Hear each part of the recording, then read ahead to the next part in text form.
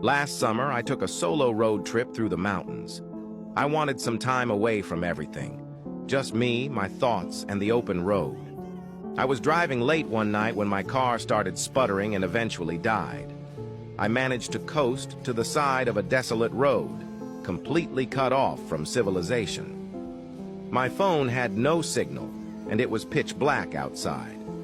I remembered passing a small town about 10 miles back, so I decided to walk there and look for help. After what felt like hours of walking, I finally saw a faint glow of lights ahead. As I got closer, I realized it wasn't a town, but a single house. It was an old, run-down farmhouse, but at that point, I didn't care. I just needed a phone. I knocked on the door, and after a moment, a middle-aged woman answered. She looked startled to see me, but eventually invited me in. The inside of the house was even more decrepit than the outside.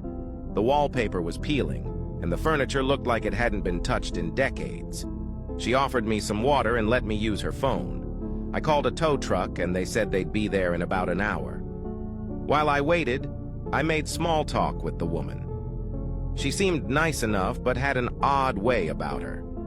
Every now and then, she'd glance at a closed door at the end of the hallway with a nervous look in her eyes.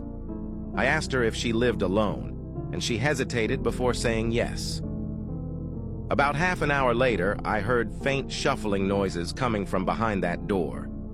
I asked her if she was sure she was alone. She laughed nervously and assured me it was just the house settling, but her eyes told a different story. Follow for part 2.